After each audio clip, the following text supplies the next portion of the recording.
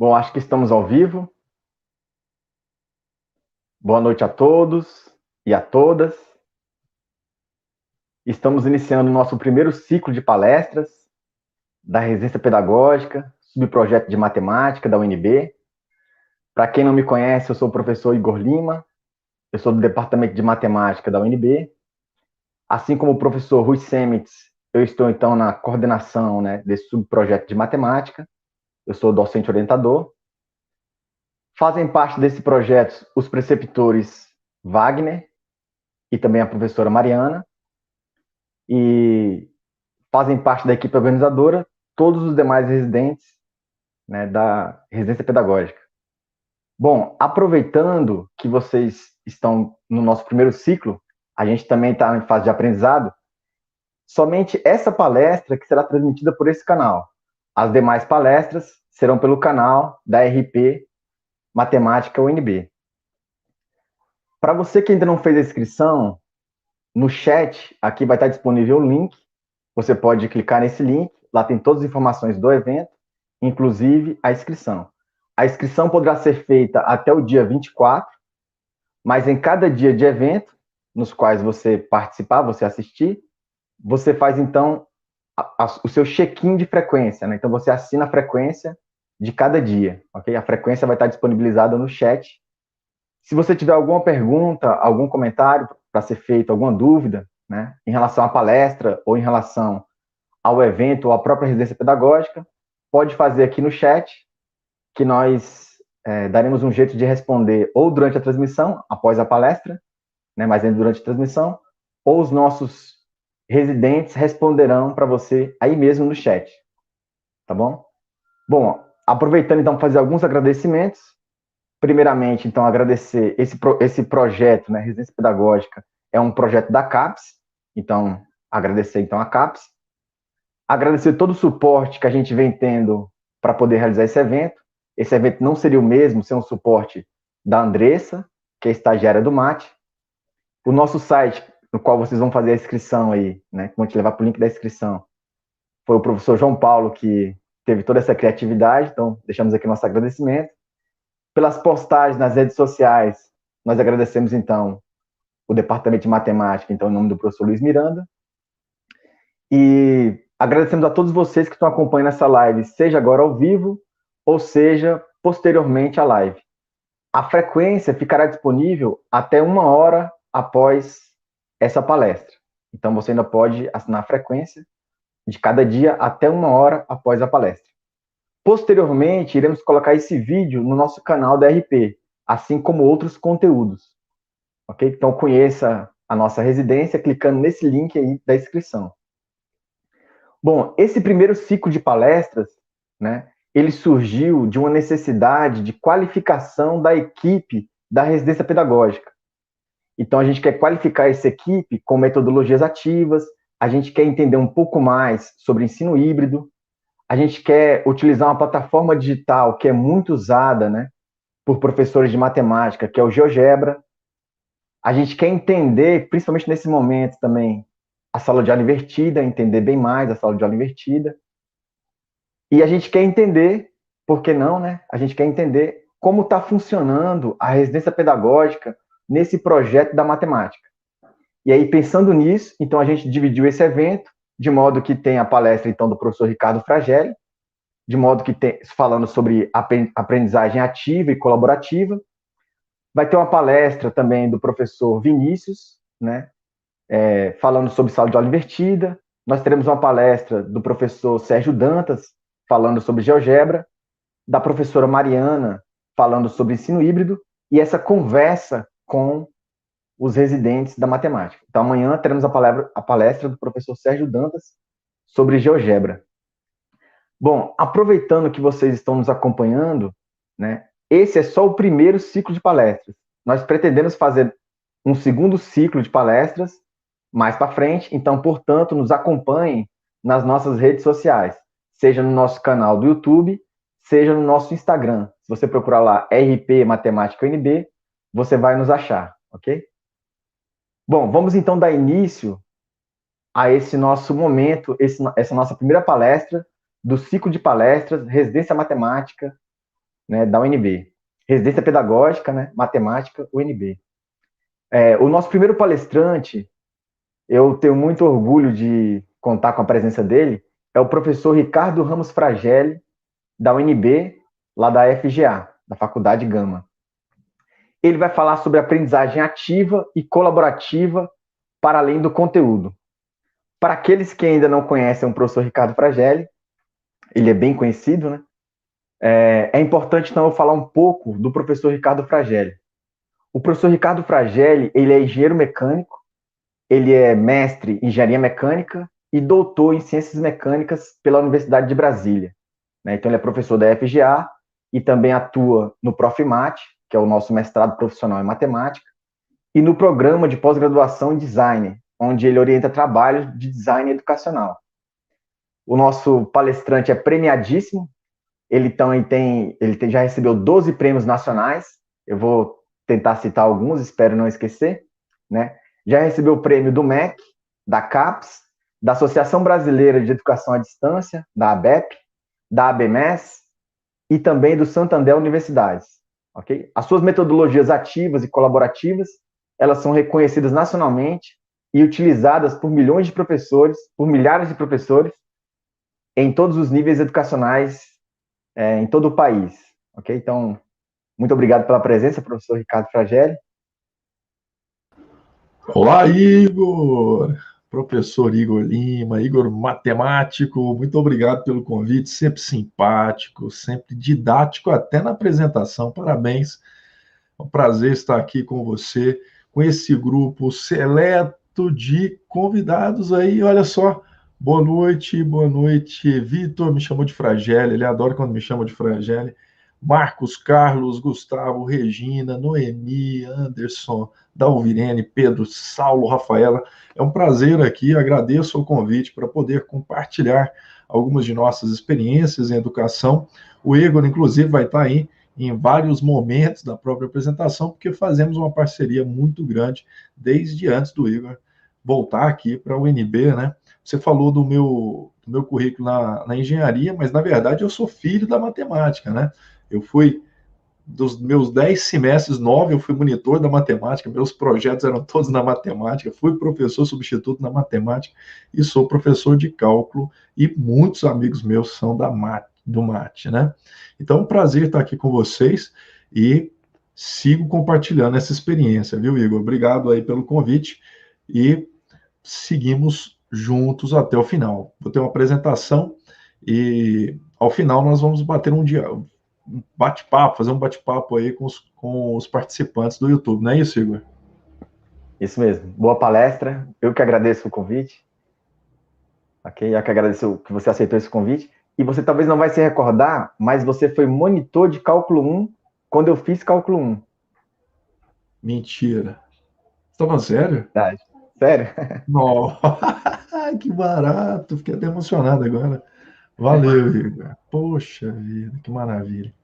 Então tá, gente. Então hoje eu escolhi falar com vocês, né, sobre 3 momentos especiais, 3 metodologias. Nós temos algumas que podem ser utilizadas e são utilizadas também na educação básica e no ensino superior, em diferentes contextos, mas eu vou escolher apresentar 3 delas, que são o Rei e Rainha, o Sumaê e o 300. Aqui, uma coisa muito interessante que nos lembra a aprendizagem significativa. Se vocês estão estudando estratégias pedagógicas e ferramentas para potencializar a ocorrência de aprendizagem significativa, vocês estão pensando em Carl Rogers, em Ausubel. Um deles é Ausubel, né, que trata sobre aprendizagem significativa. E uma coisa interessante é que você pode criar um monte de objetos de aprendizagem que sejam potencialmente significativos, mas para transformar esse conteúdo lógico em um conteúdo idiosincrático, um conteúdo que nós chamamos de psicológico, ou seja, que tenha relação com os conceitos prévios do aprendiz, ou conhecido também como aprendizagem significativa, existe uma vontade para isso. Essa vontade não é do professor, é do protagonista, é do estudante. Aqui uma charge muito interessante aqui, olha só. O Calvin conversa com a sua professora, chama ela e fala, e ela diz, sim, Calvin, ele diz, você pode me apresentar um material, mas não pode fazer eu me importar. Então, é aqui que as metodologias ativas entram, nesse ambiente para que o estudante se sinta engajado, que ele se sinta motivado a fazer essa correlação. Aqui, uma turma de cálculo da Universidade de Brasília. Na época, eu imagino que seja a maior turma de cálculo 1 da UNB, era a minha turma em 2012. E o que acontece com turmas, mesmo as pequenas, não é uma exclusividade das turmas grandes, mas potencialmente nas turmas grandes, existe a possibilidade mais proeminente de acontecer situações de desvio de atenção, de desinteresse, desmotivação. E aí, isso, inclusive nas turmas pequenas, nós observamos situações como esta. Aqui eu chamo do jogo dos 70 erros ou 50 tons de cinza obscuros da educação, onde você vê um ambiente que deveria ser um ambiente de aprendizagem, de descoberta, mas na verdade nós estamos vendo aí um ambiente de perda de tempo, de perda de material, né? Tanto humano quanto material físico mesmo, esse ambiente da universidade, a Universidade dos Estados Unidos, onde só se vê apatia. Nós queremos sair desse ambiente, mesmo em turmas pequenas. Eu já observei turmas com 6, 7 estudantes, onde as pessoas estavam todas desligadas com o que estava apresentando. Isso aí por uma série de motivos. Antigamente, o nosso nível de atenção em apresentações totalmente expositivas era de 50 minutos. Hoje caiu para 5 minutos, mas tem revistas aí internacionais, tem pesquisas que mostram que pelo acesso aí, pelo nosso cérebro estar bombardeado o tempo todo com tecnologia, caiu para 9 segundos. Eu acho que isso é 8 segundos. Tem até uma pesquisa que ficou famosa que é que o nível de atenção do ser humano era inferior a de um peixinho dourado atualmente. Imagina, um peixinho dourado, você está dando aula, o adolescente, nós mesmos, olha para o lado na hora que você está falando, então não é possível. A gente vai mostrar algumas possibilidades de você fazer aulas mais interessantes que duram várias horas e as pessoas continuam engajadas. Então, o objetivo das metodologias ativas, não só as que eu apresento agora, mas outras, o primeiro motivo principal é o engajamento. E o engajamento, vocês vão ver mais adiante na minha fala, mesmo que em um tempo curto, é somente o primeiro passo para a aprendizagem significativa. Depois nós temos um segundo passo, que é o cuidado pelo ser humano. Então nós queremos sair desse ambiente de apatia para um ambiente de engajamento, de cor, de motivação. E nós temos diversas atividades, geralmente essas atividades seguem o curso da aprendizagem ativa e colaborativa. Uma delas se chama Rei da Derivada, ele começou com esse nome em 2003, mas ele surgiu com esse nome porque na turma nós só tínhamos meninos. A primeira menina surgiu na 5ª turma e ela foi a rainha da derivada. Depois disso, nós começamos a chamar de rei e rainha da derivada. E depois, pensando em metodologias, rei e rainha, porque existe o rei e rainha da equilibração, dos sistemas lineares, do Wronskiano, das equações diferenciais ordinárias, do direito penal, da anatomia, da ergonomia, é fácil de ser aplicado. Como que funciona? O rei e rainha da derivada é uma ideia onde nós queremos sair desse tipo de situação expositiva para uma situação mais integrativa, mais interativa, onde os alunos é que resolvem as questões que são inventadas pelo professor. Então, o professor inventa uma questão e os alunos resolvem aquela questão no tempo determinado. Quem resolve primeiro ganha 3 pontos, quem resolve em segundo ganha 1 ponto, e a cada resolução as duplas são trocadas de forma que todos joguem com todos. Ao final, nós temos o rei ou a rainha da derivada. A ideia aqui é que quando o professor resolve uma questão em sala de aula, ele está, não que isso seja ruim, o ruim é fazê-lo sempre. Quando os alunos exercitam seus conhecimentos no quadro ali, o professor consegue entender o que eles sabem e o que está deficitário ali. Então, existe um espaço de possibilidades muito boa. Eles estão em pé, o cérebro funciona diferente, existe uma resolução diferente também. Existem erros e acertos, e eles aprendem com esses erros e acertos. E aprendem também que o erro é natural do aprendizado. Tem um feedback automático do professor e eles aprendem muito nesse tipo de situação. Alguns anos atrás eu tive a ideia de colocar o Rei e Rainha da Derivada em um shopping center, porque muitas pessoas vinham visitar aqui a UNB para aprender a fazer essa atividade, depois faziam nas escolas, faziam em outras instituições, fora da derivada também, do cálculo, faziam em outras matérias, em outras disciplinas, e eu queria que mais pessoas tivessem contato, então nós fomos para um shopping center, onde os alunos passam 2 dias inteiros estudando essa matéria, mas estudando de uma forma divertida, não é uma competição, mas é uma confraternização, onde as pessoas aprendem de forma colaborativa. Aqui era o meu sonho quando eu pensei nisso, várias pessoas do shopping mesmo, passando entre os quadros, os participantes também, e aprendendo com os erros e acertos dos grupos. É um ambiente muito bonito e tem alguns pontos principais. Um deles é o quadro colaborativo, o outro é quando os alunos resolvem a questão e conversam com a dupla, né? Um escreve e o outro vai soprando, vai dando dicas de como resolver a sua dupla, né? Essa dupla não é fixa, depois nós temos que fazer a permutação das possibilidades. Depois, todo mundo junto para discutir a questão junto com o árbitro daquela chave.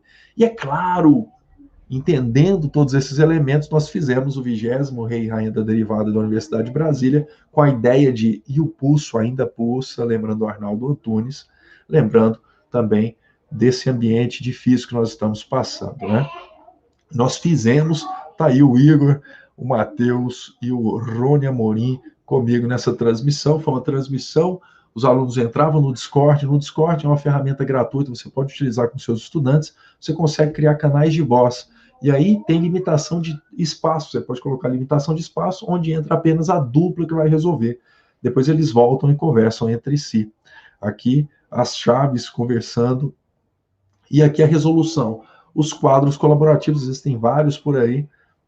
Nós utilizamos um chamado Jamboard, que é da Google, gratuita aí para nossa utilização. Os alunos resolvem, dá para saber quais são os alunos que estão em cada quadro e depois todos vão para o mesmo quadro e discutem aquela resolução. A ideia aqui que eu gostaria de compartilhar não é simplesmente uma técnica que você pode utilizar em sala de aula. Eu gostaria de despertar um olhar para esse tipo de situação, o que muda da primeira para a segunda situação. Na primeira situação, nós temos uma aula expositiva que não é ruim necessariamente, mas olha o Darth Vader da primeira situação para a segunda, qual que parece que ele está mais interessado nessa aula e qual que parece que ele está aprendendo mais? Agora, olhe para o professor domina o quadro, ele aprende cada vez menos na sua própria sala de aula. Porque um professor experiente, ele sabe quais são as situações que irão acontecer na sala de aula, ele sabe as perguntas que irão ser feitas geralmente, e o professor experiente quase sempre as provoca. Na segunda situação, não. Se foi criado um ambiente verdadeiramente colaborativo, surgirão colaboradores improváveis e você não saberá o próximo segundo de sua própria aula. É um ambiente muito rico até para o professor. Olha aqui na prática, eu levei certa vez 3 quadros em uma escola pública do Distrito Federal e convidei 6 pessoas para participar do Rei e Rainha da Derivada com questões ali de educação básica. Em menos de 5 minutos tinha essa multidão em volta aqui. Durante um determinado período eu tive um projeto que era para as meninas. Era a Rainha da Derivada no ensino médio. Aí essas adolescentes, elas tinham aula no turno matutino e uma vez por semana, no turno vespertino, elas voltavam para ter esse momento aí, com a estratégia do Rei da Derivada, com questões que elas tinham estudado antes. E aí, essa atividade era muito interessante, só que acontecia no turno vespertino, de forma concomitante, com um ambiente bem diferente, que era o recreio das crianças, porque nessa escola, à tarde, tinha um ensino fundamental. E o momento mais sublime do ensino fundamental, nós sabemos, buscando na memória, era o intervalo das aulas. E aí um dia a gente estava fazendo essas atividades aí e tinha uma criança na porta da sala. Imagina, ela parou o recreio para assistir uma aula de ensino médio, não tinha conexão.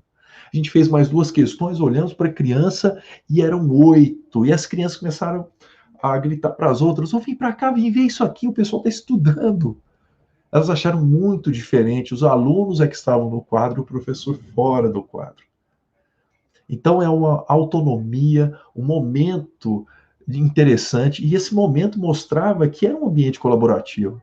E como eu afirmei, estou convicto que a colaboração prescinde de convites. E esses colaboradores improváveis entraram e entravam todas as semanas na sala de aula. Em algum momento a aula ficou mais interessante que o recreio. Em algum momento a aula ficou mais divertida que o recreio. Em algum momento os alunos exigiram que o recreio fosse também aula. E se nós tivermos a sensibilidade para ouvir esses novos colaboradores improváveis, certamente estaremos indo muito além do que foi planejado para a sua aula. Outra atividade que vocês podem aplicar com muita facilidade se chama Sumaê. O Sumaê tem 3 pontos principais, é bem fácil de ser aplicado. Nós aqui aplicamos em uma matéria chamada integrais.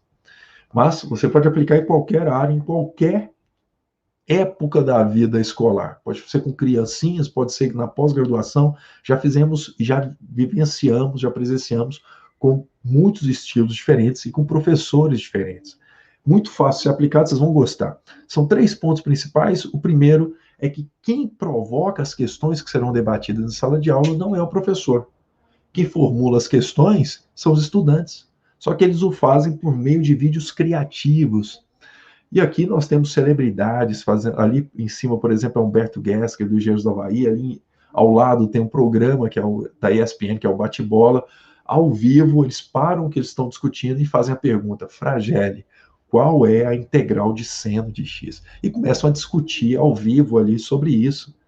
E aí nós utilizamos esses vídeos dos nossos nessa aula especial. Então, o primeiro passo: especifica a temática, geralmente a última temática do semestre, do seu ano letivo, coloca ali para os alunos. Vocês têm até tal data para enviar vídeos para mim com questões sobre a matéria. Cada vídeo tem uma questão e são vídeos bem curtos, com tempo inferior a 1 minuto. Geralmente são vídeos de 30 segundos, 40, 1 minuto. Vídeos muito longos não ficam legais para serem trabalhados, tá? Aí, primeiro ponto principal é esse. Já conseguiu os vídeos? Ótimo. Segundo ponto, convide outros professores para estarem com você nessa aula especial. Esse é um momento muito importante, porque nós temos estilos de aprendizagem distintos, mas temos estilos de ensinagem distintos.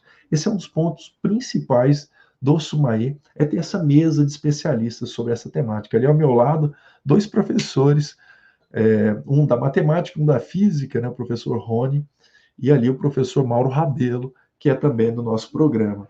E aí nós chamamos esses professores e é um dos momentos que os alunos mais gostam, porque nós temos didáticas diferentes. É uma apologia didática, nós aprendemos com as didáticas diferentes. Você pode convidar professores que não estão mais no contexto de sala de aula.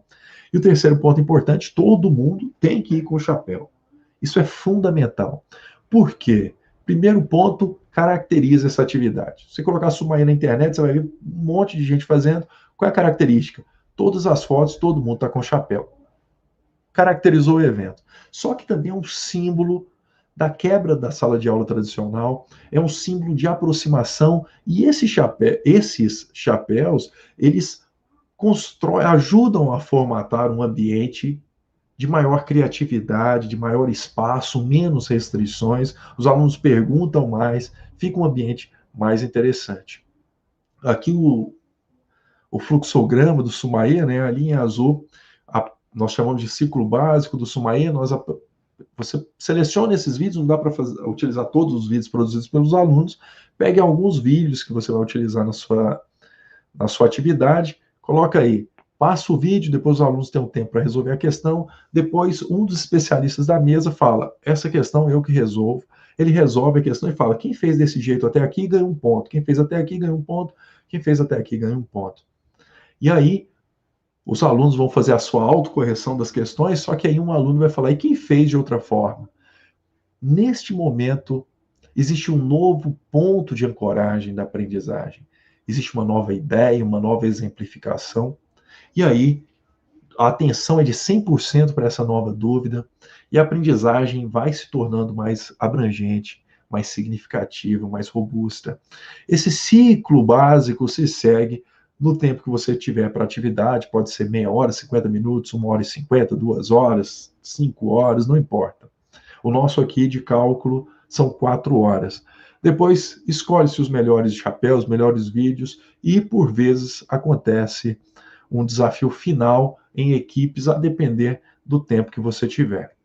Aqui eu coloquei Sumaí na internet, olha lá, várias instituições fazendo Sumaí, aqui na Católica, aqui enfermagem na Unidade Rio do Sul, aqui um colégio em Anápolis, aqui no Colégio Sigma, em Brasília, né, aqui o Colégio Galoares, fizeram uma revisão do Enem, 3 blocos de vídeos, de perguntas, 3 blocos de professores também, fazendo toda a revisão do Enem. Começou às 7 horas da noite, foi até a meia-noite, eu participei dessa atividade, foi muito bonita.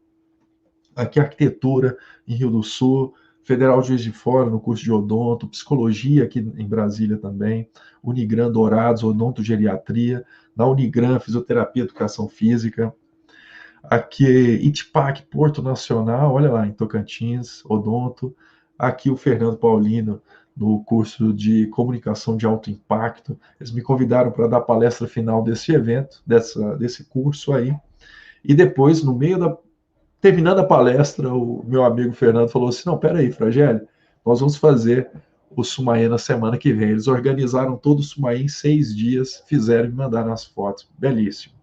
Aqui, professora Carla Antloga, num curso muito pesado da psicologia, ela descobriu que você leva uma tranquilidade maior, transmite leveza nesse ambiente tão difícil, né, principalmente agora no ensino remoto, mas aqui no ensino presencial é uma disciplina que era complicada dentro da psicologia, ela fez um Sumaê. Aqui na medicina, aqui da UNB, professor Felipe fazendo, e fez no online também. Aqui minha esposa, a professora Thaís Fragelli, no curso de enfermagem, a maior defensora do Sumaê que eu conheço. E aqui o SESI fez uma reunião de várias unidades e fez no ensino remoto, pensando aí que o ensino remoto também, ele não traz somente coisas negativas, ele potencializa algumas atividades, né? Os nossos últimos aqui da UNB, antes da pandemia, em cálculo, porque outros colegas fazem aqui em diversos departamentos diferentes da UNB, mas o nosso era em uma sala de cinema gigantesca, belíssima, aqui do Shopping Pier 21 em Brasília. Aqui nós recebemos professores para visitas técnicas também, eles vivenciam essas atividades, depois voltam para suas instituições e aplicam o Sumaê. É claro que nós fizemos o Sumaê online da UNB, o primeiro foi em 2020, né, no primeiro ano da pandemia aí, e olha só que bonito, tivemos professores da Unicamp, Federal do Mato Grosso do Sul, PUC Paraná, Universidade do Algarve, em Portugal, Unesp e UFSCar. Além disso, aqui são as instituições que apoiaram de maneira institucional, mas tivemos outros professores, aqui o Léo Aquil, da Federal do Rio de Janeiro, por exemplo. Aqui nós temos a mesa de chapéus, a mesa de vídeos, que é essa aqui, a mesa de integrais. No nosso caso, são os especialistas, né? Tem ali o Igor, meu colegão aí do lado, tem o Renan do ITA, tem o Ricardo da Unicamp, aí tem o Taiguara, o Bernardini, o Igor, eu e o Vinícius aqui da UNB, o Rony também estava participando. Enfim, professores de diversas formas diferentes, diversas didáticas. Passamos o mesmo estilo, aqui estamos utilizando o Discord também, utilizando o formulário Google para eles mandarem essas respostas, né? E tá aí, ó, os professores resolvem, nós aprendemos de maneira bem interativa, bem gostosa mesmo para o estudante participar.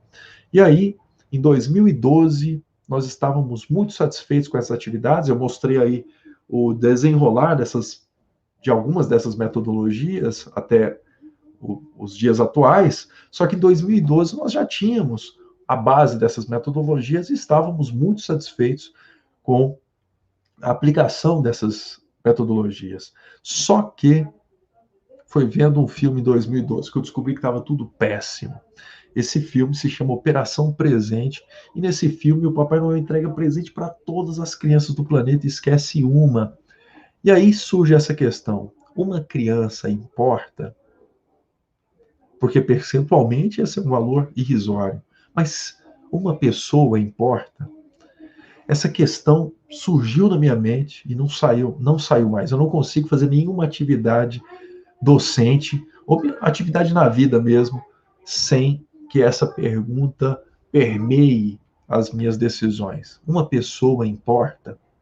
Então, nós tínhamos ali uma turma gigantesca, as pessoas adoravam a matéria, colocavam de maneira muito positiva as aulas, e eu descobri que estava tudo péssimo, porque eu descobri naquele momento que eu estava me preocupando percentualmente com a minha turma e não com cada um deles como seres humanos. O índice de reprovação em cálculo é de 50% em média no nosso país, e nós, professores, passamos a considerar esse índice normal. Eu não acredito que seja um índice normal. Olha que interessante, éramos 250 estudantes, mais cerca de 50 pessoas que nos auxiliavam nas atividades extraclasse. Formávamos 300 pessoas. E não sei se vocês conhecem a história dos 300 soldados espartanos, mas era um grupo de soldados que ganhavam de batalhões com dezenas de milhares. Um dia um cidadão espartano chega para o rei e fala: Leônidas, eu quero entrar para o grupo dos 300, eu treinei isso a minha vida inteira. Ah, que coisa boa, então eu faço um ataque. Ele faz um ataque vigoroso. E aí o rei diz: esplêndido, agora levanta esse escudo. Ele tenta levantar o escudo, mas não consegue. Levanta, eu não consigo, levanta esse escudo. Eu não consigo, esse cidadão tem uma corcunda monstruosa. Levanta o escudo, eu não consigo. Então você não vai fazer parte do 300. Por que não? Porque nós formamos uma unidade impenetrável, porque um soldado espartano não se defende. Ele defende o soldado que está ao seu lado. Por que nós temos um alto índice de reprovação? Porque nós aprendemos a nos defender sempre. Eu vou me dar bem nessa prova, eu vou passar no vestibular, eu vou conseguir a monitoria remunerada, eu vou conseguir o melhor estágio, eu vou ser o melhor professor, é sempre o eu, e nunca aprendemos a cativar o nosso olhar para a pessoa que está ao nosso lado. Eu viro para o estudante e falo: neste semestre não haverá nenhuma reprovação porque você não vai se defender. Você vai defender a pessoa que está ao seu lado. E com base nessas duas inspirações, a inspiração da defesa mútua dos soldados espartanos, e porque na primeira aplicação dessa metodologia éramos 300 pessoas, nós, com respeito a essas duas inspirações, mantivemos esse nome para esse método que nós chamamos de 300. Eu vou explicar essa metodologia de maneira muito rápida, através de uma turma com 20 estudantes. No nosso caso de cálculo, nós temos várias avaliações diferentes, mas tem uma delas que é preponderante, que é uma prova escrita que acontece no final de cada módulo. No final do primeiro módulo, os alunos fazem uma prova sobre aquele conteúdo chamado limites. A partir daquele momento é que começa o 300. Então, até então, nós temos outras atividades, mas não temos o 300. O 300 começa sempre na avaliação de aprendizagem da sua disciplina. Geralmente não é uma avaliação diagnóstica, mas é uma avaliação que acontece em momentos principais. E a cada avaliação principal, nós rodamos o 300. Como que funciona, então? A avaliação individual tem que ser prova? Não, pode ser qualquer avaliação que você já esteja acostumado, pode ser uma matriz de desenvolvimento de conhecimentos, habilidades e atitudes, pode ser uma avaliação de projetos, pode ser um portfólio, por exemplo, uma série de atividades, a que você já está acostumado a utilizar. Utilizou? Os alunos vão ter rendimentos. Com esses rendimentos, que geralmente nós utilizamos apenas como termômetro para a sala de aula, é que inicia o 300. Você ordena da maior para a menor nota e depois forma grupos com 5 ou 6 integrantes. Nós, aqui nesse exemplo, nós temos 4 grupos com 5 integrantes. Então, nós enumeramos de 1 até 4, e depois de 4 até 1, 4 até 1, 4 até 1 e 4 até 1. Assim, nós teremos grupos potencialmente colaborativos. Aqui tem alunos com baixo e alto rendimento naquela avaliação. E aí nós definimos um líder para o grupo, que é a pessoa que obteve o maior rendimento. Esse líder é simplesmente um dos ajudantes do grupo, né, que tem a função de comunicar com o professor e principalmente de organizar as atividades do grupo, organizar os encontros que eles vão ter que fazer. Os alunos que tiveram baixo rendimento, pasmem, eles têm o direito de fazer novamente essa avaliação, mas para isso eles têm que cumprir metas. São metas individuais, personalizadas. Os alunos que tiveram baixo rendimento, eles têm determinadas metas, lista de exercício, provas anteriores, fazer. Depende muito da especificidade de cada disciplina. Em algumas disciplinas nós colocamos mapas mentais também e outras ferramentas que você pode utilizar que já são conhecidas como material de estudo, por exemplo, um V epistemológico. Os alunos que tiveram alto rendimento, nós colocamos ali desafios para eles, outras atividades e para todos 4 horas de encontros presenciais no ensino remoto, encontros síncronos, pelo menos 4 horas de encontros síncronos. Só que para isso, para o cumprimento das metas, eles contam com o apoio de todo o grupo. Os alunos que tiveram baixo rendimento, eles têm um prazo para, todos eles têm um prazo para entregar essas metas, né, para conseguir finalizar as metas passadas. Finalizou geralmente entre 7 e 15 dias. Tá? No presencial nós utilizamos 10 dias, frequentemente, e no ensino remoto aqui na UNB, em cálculo, nós estamos utilizando 15 dias. Finalizado esse prazo, os alunos que tiveram baixo rendimento, só eles fazem essa nova avaliação individual se cumprirem essas metas. E, em geral, eles aumentam essas notas iniciais, esse, em geral, é mais que 95% dos casos. Só que não é o resgate da nota, é o resgate da sua autoestima, é uma descoberta dos diferentes da sala de aula, é uma descoberta de um grupo de apoio, é a descoberta dele mesmo como pesquisador, como alguém que aprende, e eles compartilham experiências de aprendizagem, formas de aprendizagem. 70% dos nossos alunos colocam, eu aprendi a estudar. Os alunos que tiveram um alto rendimento, eles são proibidos de fazer essa nova avaliação, isso é fundamental para que funcione, porque foi isso que resultou no 50% de reprovação. Eu vou passar nessa matéria, eu vou conseguir isso, e é esse eu que me sufoca. Agora não, agora somos nós. Ele vai estudar para ensinar, para ajudar o seu grupo. E nós somos professores e sabemos há milênios que uma das melhores formas de aprender é ensinando. E nem sempre utilizamos isso para os nossos estudantes, quase nunca. Quase sempre utilizamos para nós mesmos. E cada vez somos melhores naquilo que ensinamos. Cada vez sabemos mais, temos mais consciência da matéria, temos mais capacidade de criar novos exemplos, de responder questões, mas não utilizamos isso para os nossos alunos. Os nossos alunos que eram bons, ao ensinar, se tornam claramente excelentes, é óbvio. Os alunos que tinham baixo rendimento se tornam excepcionais, porque eles conseguem superar um obstáculo que parecia intransponível com a experiência de ajuda de alguém que até poucas semanas atrás era um estranho na sala de aula. Os nossos alunos que tinham alto rendimento, eles não fazem essa nova avaliação, mas eles são avaliados de forma indireta por meio de 2 dimensões, através da quantidade de melhora, do nível de melhora dos alunos ajudados, e de acordo com o seu envolvimento nessa melhora, que é medida através de uma escala que varia de 5 pontos, entre ajudei nada até ajudei muito. Muito simples, você aplica em 360 graus, tanto para quem tinha um alto rendimento, para quem recebeu essa ajuda e teve a oportunidade de fazer a avaliação novamente. Nós acreditamos que nós podemos sair desse cenário de isolamento e reprovações que nós encontramos com facilidade nas nossas escolas e universidades. Por que nós encontramos esse tipo de situação? Não só pelo ambiente muito competitivo, não é só por isso, mas principalmente porque os grupos, geralmente, em sala de aula, são feitos por afinidade. E não é só na sala de aula, é na sala de aula e na vida. Isso é natural, isso tem que acontecer, mas não tem que acontecer sempre, porque isso afeta muito o contato com a diversidade, o contato com aquele que parecia estranho, as pessoas que não se sentem, não se percebem com afinidade com os demais na sala de aula e principalmente os introspectivos. Para essas pessoas que são automaticamente isoladas em sala de aula, para elas a escola não tem cor, a escola não tem graça, seja ela presencial ou à distância.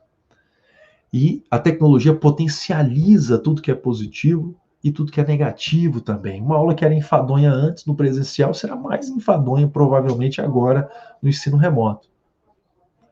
Aquela pessoa que era solitária em sala de aula pode ser que se torne ainda mais solitária no ensino remoto. Nós temos que tomar muito cuidado com esse tipo de situação, porque ele afeta o aprendizado, mas principalmente o objetivo da educação, que é formar um cidadão que entenda sobre si mesmo, que evolua e que olhe para a pessoa que está ao seu lado. Nós acreditamos que o 300 possa ser um caminho profícuo para maior integração e aprendizagem significativa. Aqui, o resumo dessas atividades que eu falei para vocês estão aí no meu livro do 300, Método 300, se colocar na internet, aprendizagem, só coloca o meu nome, livro, vocês vão encontrar, Método 300, aprendizagem ativa e colaborativa para além do conteúdo, surgiu numa série chamada Desafios da Educação, com outros autores interessantes na área educacional, por exemplo, o Jonathan Bergman, da Sala de Aula Invertida, tem a Twine Daros, a Lilian Bassic, tem o José Moran, tem vários autores bem interessantes, eu tenho certeza que vocês vão gostar dessa série, e tem a explicação aí detalhada também dessa metodologia e esse resumo do passo a passo que está lá também. Esse é um gráfico que sempre que você aplicar o 300 vai acontecer, eu garanto isso. Você aplica o 300, só que é a mesma turma. Agora imagina você como aluno, tem a linha azul, que é antes do 300, a mesma turma, depois de 10 dias é a linha laranja. Se você for aluno, qual das duas você quer participar? Se você for professor, qual das duas turmas você quer? Se você for gestor, qual das duas linhas você quer? Muito simples. Nós melhoramos de 50% para 85% o índice de aprovação nessa disciplina e descobrimos que o 300 também é um forte instrumento de avaliação do nível de risco de evasão e de reprovação da disciplina. Na primeira aplicação do 300, se algum estudante não melhora para uma nota próxima à aprovação, ele tem mais que 95% de chance de reprovar. Olha que simples. Então, nós conseguimos apoiar esses estudantes também no segundo momento, dando mentoria para esses estudantes, geralmente acontece com 10% da turma, tá? Mas o objetivo não é a aprovação, que se entenda isso. O objetivo é formar um cidadão que se preocupe com a pessoa que está ao seu lado. Nós temos vários depoimentos, um deles é esse. É valoroso ajudar, é valoroso ser ajudado por quem você nunca viu na vida e ver o empenho dessa pessoa a fim de que você possa alcançar melhores resultados. Aqui um estudante que tirou 10 na prova, olha que bonito nesse caso. Na minha experiência, foi incrível porque descobri que adoro ensinar / ajudar os outros. Ele coloca o que é ensinar melhor que nós, muitas das vezes. Ele coloca como sinônimos. O que é ensinar? Ajudar. Carl Rogers nos ensina que nós nascemos homens, mas precisamos aprender a sermos humanos. Foi excelente, um exemplo de vida. Uma experiência pessoal riquíssima, um prazer enorme. Foi como reaprender a aprender, uma dívida de gratidão. Isso aqui é em uma turma de cálculo 1, onde geralmente as pessoas estão muito ansiosas e tem um depoimento como esse. Nós estamos falando de pessoas, são pessoas muito diferentes. Uma estudante, por exemplo, coloca o seguinte, ela coloca, eu não gostei de fazer parte de um grupo que eu não tinha afinidade. Isso é natural. Muitos autores dentro da psicologia, da filosofia e da educação colocam isso como natural e previsível. O que é diferente suscita aversão. Pode pegar Freud, pode pegar Jung, pode pegar Carl Rogers. O que é diferente suscita aversão. Isso é natural. Isso é ruim, eles vão aprender na diversidade, num espaço de liberdade confortável. Só que mais adiante no curso, essa mesma pessoa diz o seguinte, eu aprendi a admirar os estranhos da turma. Acho que valeu a pena, né? Nós já fazíamos os encontros síncronos muito antes da pandemia, e eu trouxe para vocês um resultado muito especial que eu acho belíssimo. O 300 é aplicado por outros professores, e aqui num curso de arquitetura e urbanismo. Aqui a prova era, faça uma maquete. Olha o antes e o depois, em 10 dias. Se a gente não consegue entender a educação Ela é muito complexa, né? Imagina aí, ele vai melhorar em cálculo, ele vai melhorar em química, vai melhorar em física, vai melhorar em português. Aqui é a fotografia, a imagem da educação. Olha a imagem do antes e o depois desse belíssimo trabalho da Universidade Estadual de Goiás. Foi publicado agora, recentemente, em 2019. Olha que bonito. Aqui é o mesmo aluno. Imagina, fez a prova, passa a próxima matéria, continua. Olha aplicando o 300. Olha o antes e o depois do mesmo estudante, as curvas de nível. Pelo amor de Deus, olha o relevo, olha as árvores, olha o estilo disso aqui. Olha o antes e o depois dessa pessoa. Aqui, o bom é que você fotografa o antes e depois e pronto. Não tem. Você vai discutir o quê? É uma forma de colocar as pessoas que precisam estar em contato, num ambiente de colaboração e metas cuidadosamente planejadas. E no nosso ensino remoto, o que aconteceu? Aqui foi a primeira aplicação, agora no ensino remoto emergencial online da Universidade de Brasília, em cálculo 1. Aqui já um resultado excelente para cálculo, né? Foi muito bom pelas nossas expectativas, mas o que acontece? Eu posso mostrar os dois gráficos, mas isso não é o 300. O 300 é o que acontece entre um e outro. Aqui são pessoas se reunindo com um propósito em comum. São pessoas que são muito diferentes, elas não se encontraram por afinidade. E aqui no ensino remoto, onde muitas dessas pessoas, todas, quase todas, nunca pisaram na Universidade de Brasília. Muitos, quiçá, viram Brasília. E aqui o resultado de um para o outro, um aumento de 22% nas notas dos alunos ajudados, que são os alunos que tiveram baixo rendimento inicial. Eles passaram de 4,88 para 7,44. Olha que absurdo isso. Só que o objetivo, como eu disse, não é esse apenas. É esse, claro, aprender a matéria. Mas olha, um aluno que tira 10 em todas as provas, o que ele tem a dizer? O 300 me ajudou a conhecer pessoas novas com realidades totalmente diferentes da minha. Além disso, pude ter a experiência de ajudar quem precisava e entendi que eu conseguia aprender muito mais ajudando.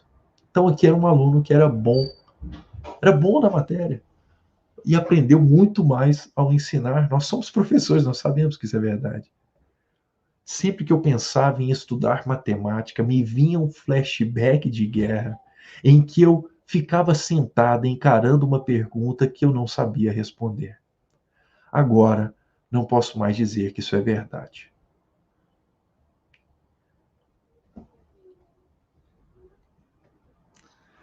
Nós estamos falando de pessoas. Em sala de aula estamos falando de pessoas que têm necessidades especiais. Uma delas são a necessidade de desenvolvimento das competências socioemocionais, que são as competências intra e interpessoais. Algumas pessoas são muito tímidas, não conseguem nem iniciar um diálogo. As pessoas isoladas, como eu disse, sofrem na universidade. Abraham Lincoln nos lembra que não há obstáculo mais angustiante que se caminhar de mãos dadas com a solidão, sem ombros que se apoiam, sem olhos que se olham, sem mãos que se tocam. Temos que tomar muito cuidado com esse ambiente que pode propiciar a exclusão e o isolamento. E aqui eu trago uma última mensagem para vocês, que foi um erro que eu cometi durante muitos anos da minha carreira docente, que é uma frase que eu trazia aqui no meu bolso pedagógico, uma frase muito forte e que eu a segui durante muitos anos, que a frase dizia o seguinte: a águia não caça moscas. Eu acreditava que nosso objetivo enquanto professores era de transformar os nossos alunos em águias, que eles voassem alto e que não fossem atrás de objetivos pequenos. Mas lendo Vitor Hugo, eu descobri que esse pensamento é errado, é no mínimo incompleto. Vitor Hugo nos lembra o seguinte: a águia voa, mas o rouxinol canta. A águia domina o espaço, o rouxinol conquista a alma. Então não formemos apenas águias, mas águias que cantam. Que os nossos alunos voem alto realmente, mas que tenham a humanidade para entender a importância dos problemas pequenos. Que os nossos alunos dominem a ciência, dominem com propriedade, com profundidade, mas que dominem com arte, com paixão e com solidariedade. Muito obrigado.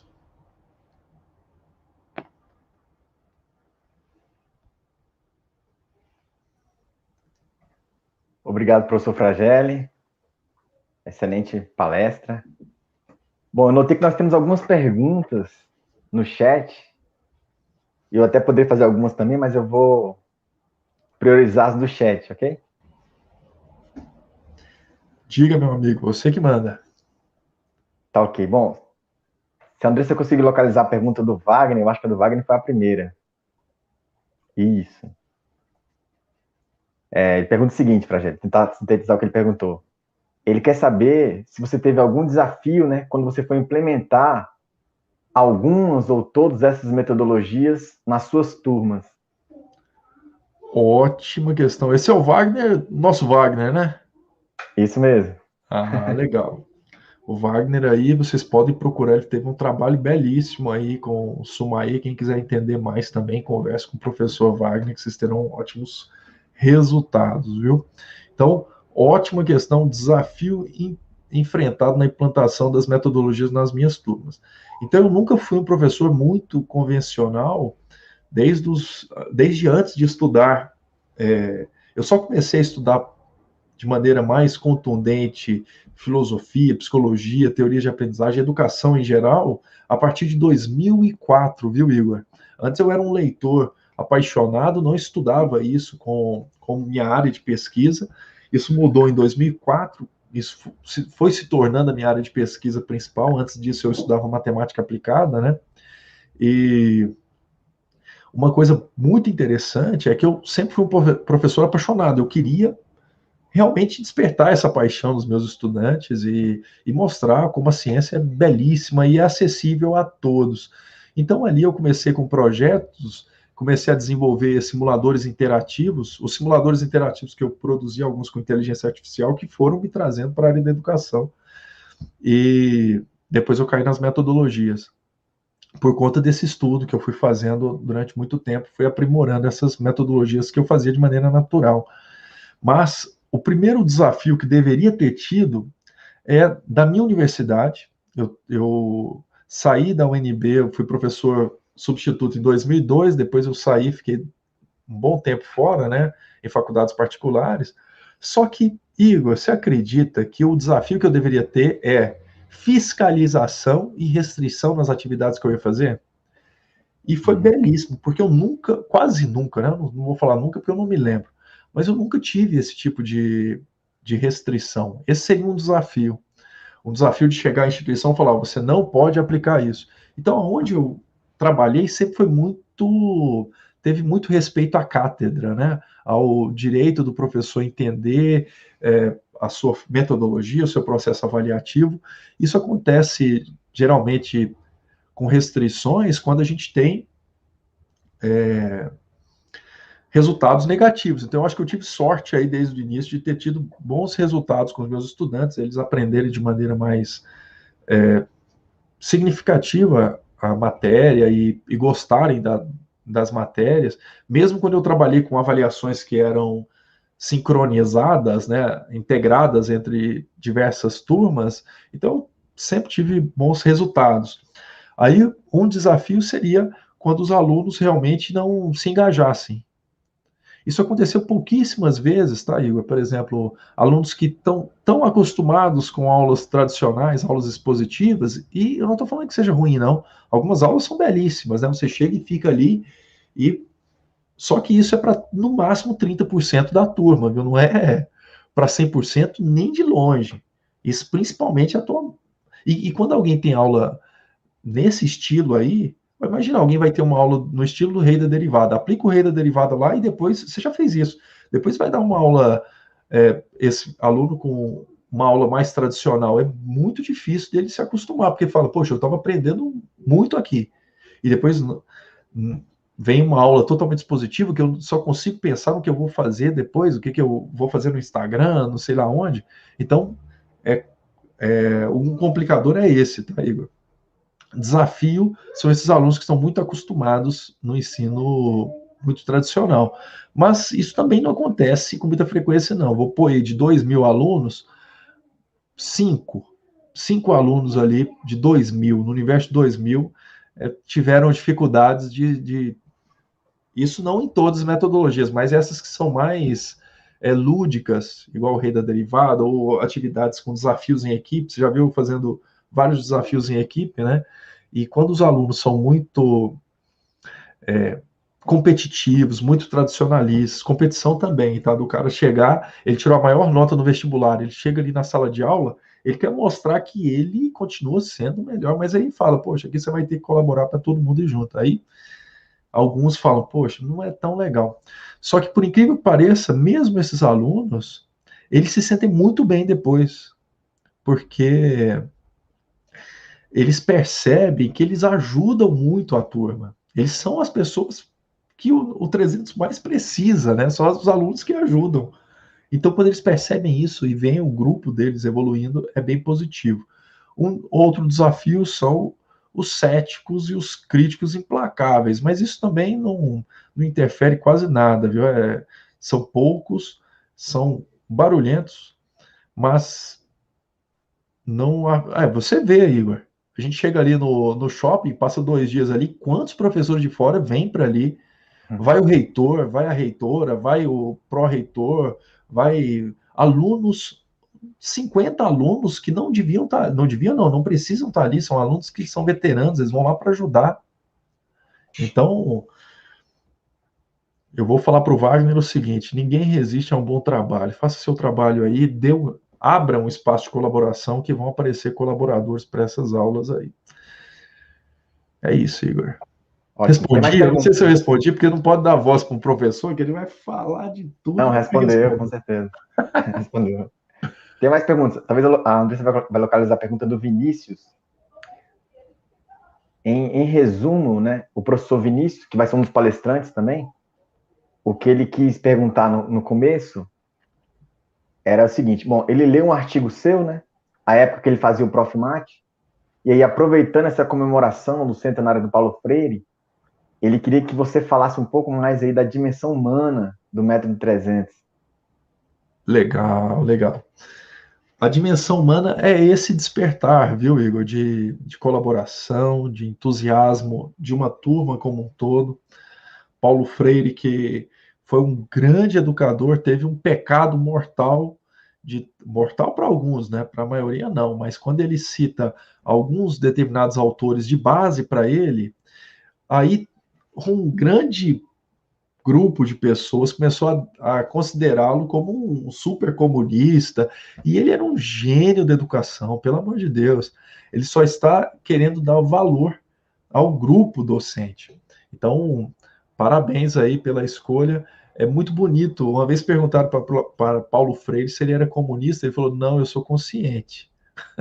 Se tem alguém passando fome, se tem alguém, eu quero mostrar para ele que ele é melhor do que ele está ali. Não existe saber maior que outro saber. E você vai evoluir comigo.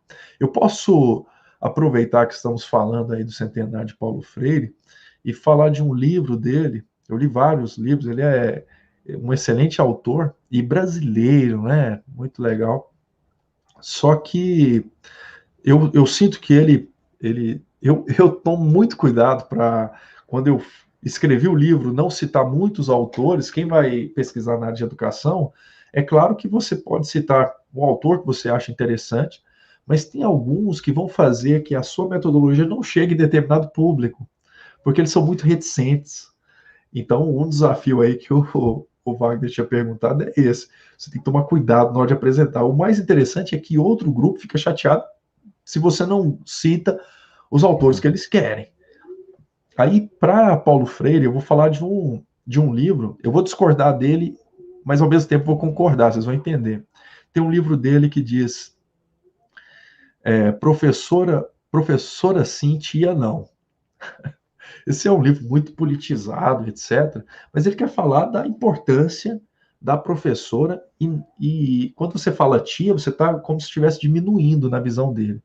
E aí eu quero defender o contrário, tá? O tanto que é bom. Inclusive, a minha vida mudou totalmente através da tia Darcy, da quarta série do primário, quando numa discussão com ela sobre matemática, eu comecei a responder todas as perguntas que ela me fazia sobre matemática, chegou um momento que ela não estava conseguindo fazer mais perguntas, e falou, poxa, você tem que estudar matemática, você tem que fazer... Aí eu falei, o que eu posso fazer? Ela falou, pode fazer matemática ou engenharia. E aí, como eu gostava muito de inventar coisas, eu acabei seguindo a engenharia, mas sempre com o pé ali na matemática, né? Foi onde eu pesquisei bastante. Mas olha que interessante, nesse livro, ele fala para não chamar a professora de tia. E eu sempre tive esse desconforto de chamar as professoras de tias, os professores de tios, né? E aí um dia eu fui convidado para falar na escola das minhas filhas, há alguns anos atrás, bastante tempo, inclusive, porque a coordenadora tinha falado que as crianças de quarto e quinto ano já estavam tendo aversão à matemática. E falou, não, o pessoal geralmente vem aqui para falar de saúde bucal, de primeiros socorros, eu quero alguém para falar de matemática. E falou com a minha esposa, né, com a Thaís. Falou, Thaís, você conhece alguém que pode vir falar aqui? Ela falou, tenho, que dia que você quer que ele venha aqui? Era eu, claro, e eu e minha esposa, a gente está junto desde os 16 anos, então o que ela falar é o que eu falar e vice-versa, né? Ela falou, então você vai lá. E aí, Igor, eu fui lá fazer uma atividade com as crianças e ela perguntou: você quer os alunos do quarto ano ou do quinto ano? Não, eu quero todas as crianças da escola aqui no pátio. E aí eu fiz uma apresentação, claro que não era uma palestra, né? Coloquei as crianças para fazer parâmetro universitário comigo, coloquei outras atividades que eu inventei, né? Que eu invento aí você conhece muitas aí, né, Igor?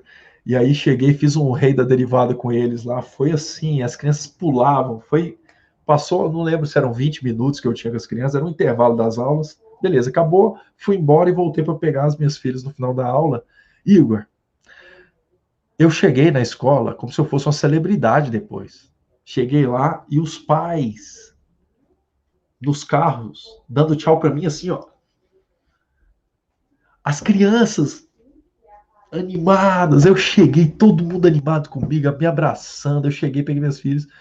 Igor, eles começaram a me chamar de tio da matemática, Igor. Não tem título maior que esse, Igor. Então, desculpa falar o Freire, nesse caso, tio, nesse caso, é melhor que professor. Mas é claro que eu respeito aí a ideia de que ele está colocando que é importante dar importância à classe de professores, né? Não sei se eu respondi, Igor. Respondeu. Tem mais perguntas? Vamos tentar sintetizar elas.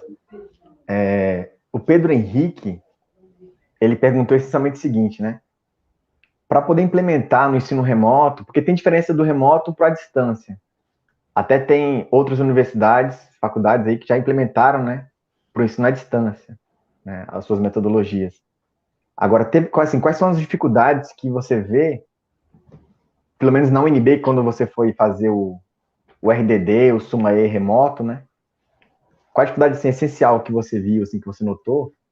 E essa falta que tem de contato mais próximo, como você acabou de falar aí, né, do docente com o discente, do professor com o aluno, você acha que isso também pode prejudicar o ensino? Talvez, ele não sei se ele falou de modo geral a parte avaliativa, ou a parte de conteúdo, né? Ou essa dimensão humana. Sim, pode afetar sim, viu, Igor? Tem que tomar muito cuidado, porque quando você está em sala de aula, você sente o aluno. É diferente. Você está passando ali, o aluno. É o gestual do aluno mesmo. Aquele livro lá, O Corpo Fala, é o sexto sentido das mulheres, né? Nós todos temos o sexto sentido. Você está passando ali. É muito fácil, né? Você vai fazer uma pergunta, o aluno desvia o olhar, todo mundo está entendendo. Você está perguntando para ele está fazendo assim, ó, assim. Todo mundo está entendendo, aluno? Não está entendendo nada. Então você percebe, você sente ali na sala de aula, realmente é mais fácil. Agora, tem alguns pontos muito positivos, né? Por exemplo, a gente fez o Sumaê, proposta, professor de Portugal participando. Quando é que a gente conseguiu isso no presencial? Muito mais difícil, né? No caso do isolamento, quando você apaga essa tela aqui, o isolamento pode ser muito severo, a solidão. E isso nós fizemos uma pesquisa e publicamos recentemente 2 artigos, tá? Um deles foi o 300 na perspectiva dos isolados, que são os alunos solitários. E aí nós percebemos que aplicar o 300 faz com que a solidão diminua. Nós aplicamos uma escala que media a solidão dos alunos de cálculo 3. E tinha 2 grupos bem definidos, alunos que participaram do 300 e alunos que não participaram. O nível de solidão era 30% maior nos alunos que não tinham participado do 300, sendo que um aluno tirou 96 em solidão, numa escala que varia de 0 a 100. A solidão, associada ao auto-isolamento, é o fator preponderante para ideações e situações de suicídio. Então tem que tomar muito cuidado, principalmente no ensino remoto, que ele potencializa o que é negativo também, não só o que é positivo. Então, tem que ter um cuidado especial nessas metodologias colaborativas. Tem que entender que a ferramenta digital pode ser muito positiva, mas sem uma boa estratégia, ela é vazia, é só uma interação vazia. Tem que conectar sempre a estratégia, os objetivos de aprendizagem e, e as ferramentas, não somente uma delas, né? Então, tem que se tomar muito cuidado. Outro problema é que todos nós estamos muito desgastados, nosso cérebro não nasceu para viver em 2 dimensões. A evolução do cérebro é tridimensional. Você olha tudo tridimensional. Aí, de repente, a sua tela é bidimensional. Isso cansa o cérebro o tempo todo, a gente não consegue, então tem que ter um tempo de descanso. E, principalmente, isso aí vale para educação à distância desde sempre. Uma coisa que se observa é o aluno de educação à distância, ele tem que ser um aluno de educação à distância, ele tem que o principal ponto é ter maturidade. Essa maturidade é se organizar nas atividades que são assíncronas. Então eu tenho aqui uma atividade síncrona, beleza, estou te ouvindo. Se tiver, quem não quiser aplicar metodologias ativas, encontre formas de interagir, só isso. Interações de cada 5 minutos. A cada 20 minutos, o cérebro quase que casa numa situação de sonolência, viu, Igor? 20 minutos, o cara já tá. Aí o que acontece? Se a sua aula for mais enfadonha ainda, é com 10 minutos. Se o assunto for muito forte, assim, quando eu falo muito robusto, muito forte, é quando necessita de muitos conceitos prévios. E na matemática isso é encadeado, né? Você pega aí um assunto lá de cálculo 3, você tem que saber cálculo 2, cálculo 1, tem que saber toda a matemática de educação básica. O cara, você falou alguma coisa ali, você não sabe o que é denominador, como é que ele vai saber o que é derivada parcial? Já é uma equação diferencial exata. Então tem que tomar muito cuidado. Tem um texto, uma tese de doutorado de Elizabeth Newton, olha que nome bonito, Newton, Elizabeth Newton, de psicologia de Stanford, e ela fez uma pesquisa sobre a maldição do conhecimento. Nós, professores, quando vamos aprendendo mais ainda, não professor, mas qualquer pessoa que é especialista em uma área, depois de algum tempo ela perde a sintonia, o entendimento, a empatia de quem está aprendendo. A gente não consegue entender que ela não entenda. Por exemplo, eu falei muitas coisas aqui, falei com uma velocidade tremenda.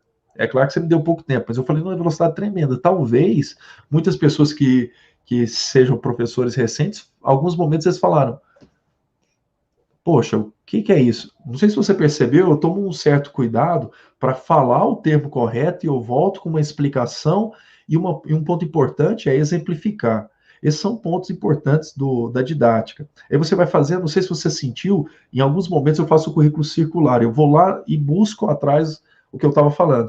Isso tem que ser uma rotina nossa, na nossa fala, né? Nas nossas aulas. Está falando, fala um pouquinho da aula anterior, relembra sempre algum conceito. Alguns alunos vão falar, poxa, está falando disso de novo. Sim, eu estou falando de novo. Fala de uma forma diferente. Esse é um das estratégias para você sair da maldição do conhecimento. Explicar de formas distintas, pedir para as pessoas fazerem perguntas, e no nosso caso, se não acontecer isso, os alunos vão dormir, vão dormir não é dormir de sono, não é dormir de não entender nada, é o cérebro não ter nenhuma conexão. Além disso, interações, interaja com os alunos. A minha interação foi, eu mostrei aqui o Sumae, o rei da derivada, mostrei uma metodologia ativa que independe do professor, depende, claro, mas ela é paralela às aulas, que é o 300, mas durante as aulas você pega ali, ó, vamos interagir, o que vocês estão achando da aula aqui? O cara vai e pergunta, você discute sobre isso. Então essas interações são importantes, pelo menos a cada 15 minutos aí, de um diálogo profícuo aí para suas aulas. Diga, Igor, próxima. Tá ok. Eu vou colocar. São duas perguntas do Rafael. Pode colocar a segunda pergunta dele, porque ele detalhou o seguinte: as suas metodologias, né, até por serem metodologias ativas, elas são muito focadas no aluno. Aí ele perguntou essencialmente se você se inspirou em metodologias ativas conhecidas, né, como o PBL, o TBL, o DT. Na verdade, não. Eu busquei, a única referência que eu busquei foi nas teorias de aprendizagem na filosofia, tá?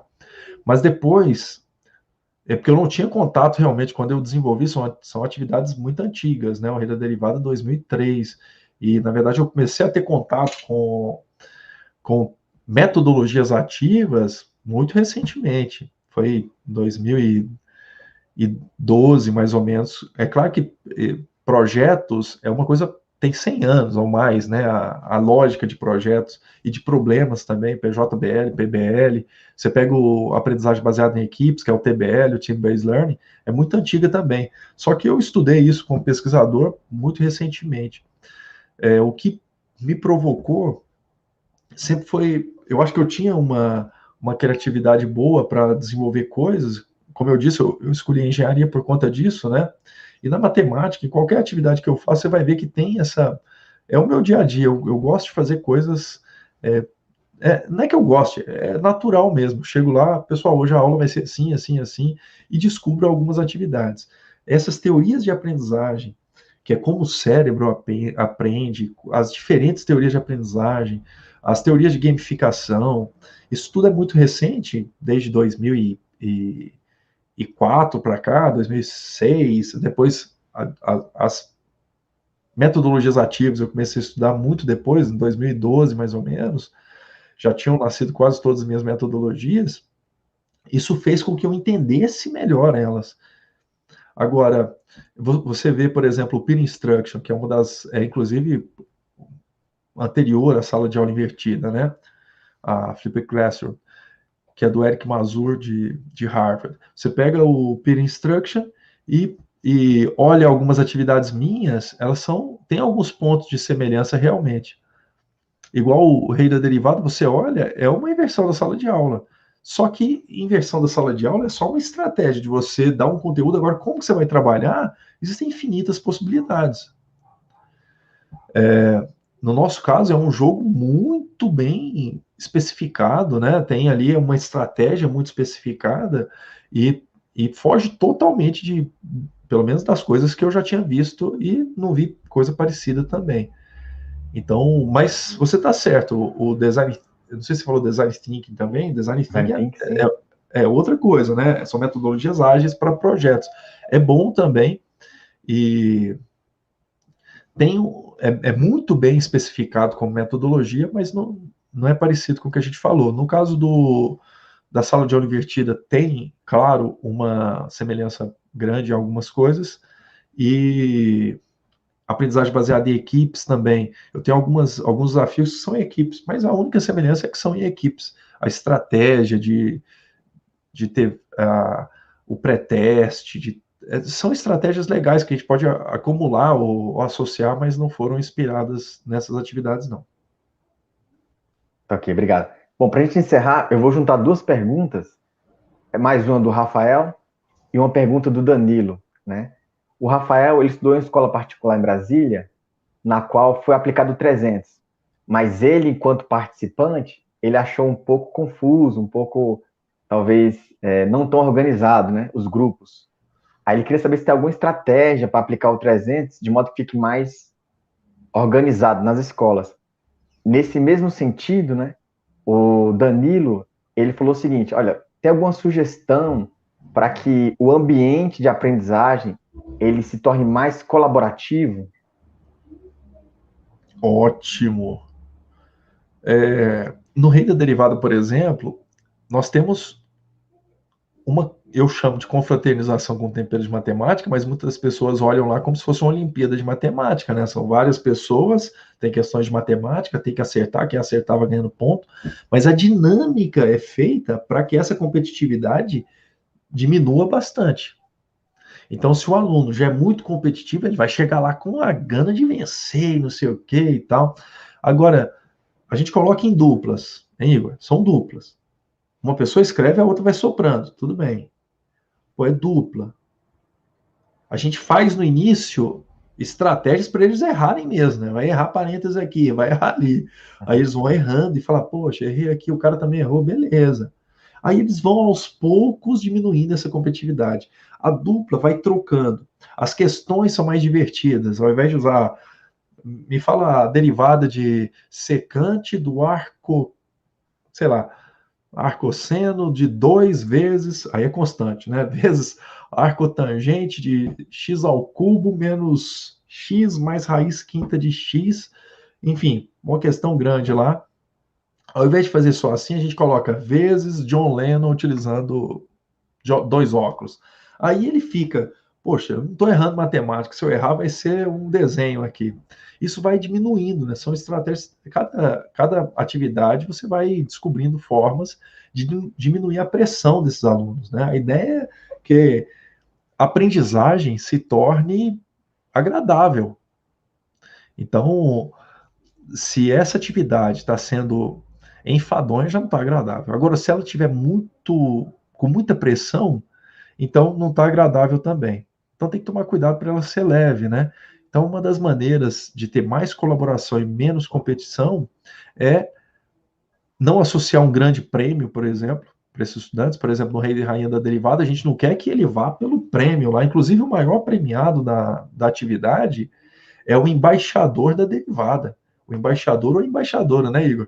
Você chega ali, é o prêmio mais precioso, que é uma pessoa que ela ganha essa premiação, é uma camiseta muito especial, é muito diferente.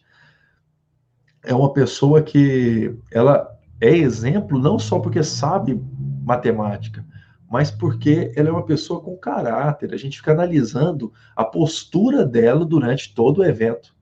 Depois nós falamos com os pais. Eu ligo para os pais lá ao vivo, falo, ó, aqui é o professor Ricardo Fragé, da Universidade de Brasília, estamos aqui no shopping, você sabe que seu filho está aqui fazendo essa atividade, sei o quê.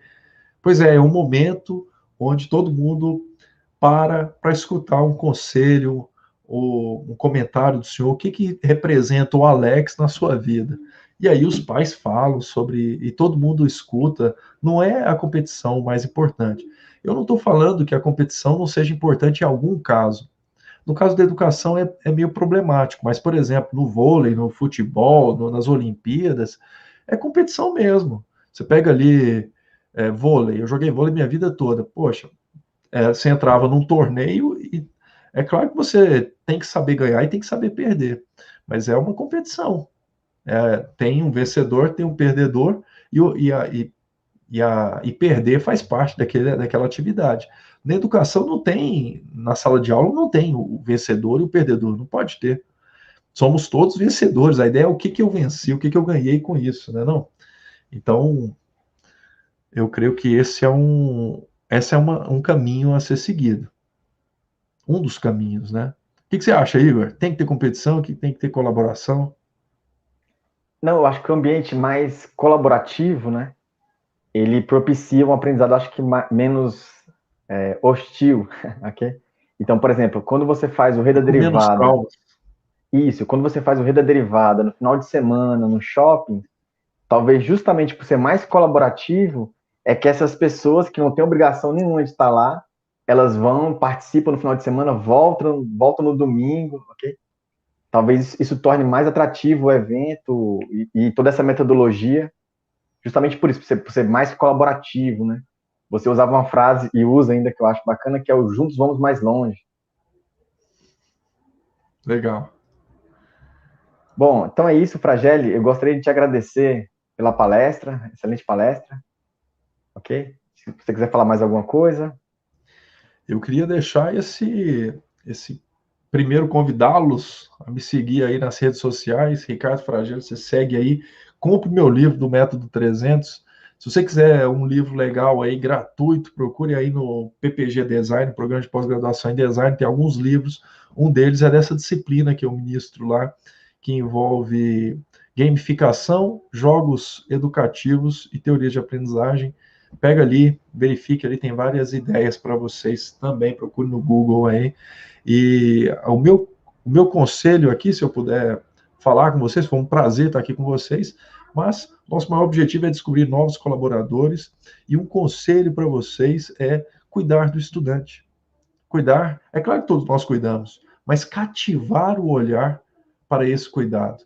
Saber que algumas pessoas ali estão em sofrimento, tanto de nervosismo e ansiedade em avaliações, e saber que precisamos que todos os alunos se sintam pertencentes à escola, sem alunos isolados, solitários.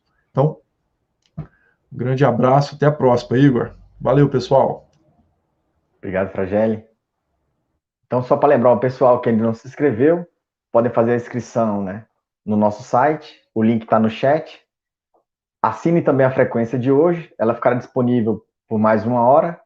E nos vemos amanhã com a palestra do Sérgio Dantas, da Unespar, resolvendo problemas com GeoGebra. E até mais, pessoal. Boa noite.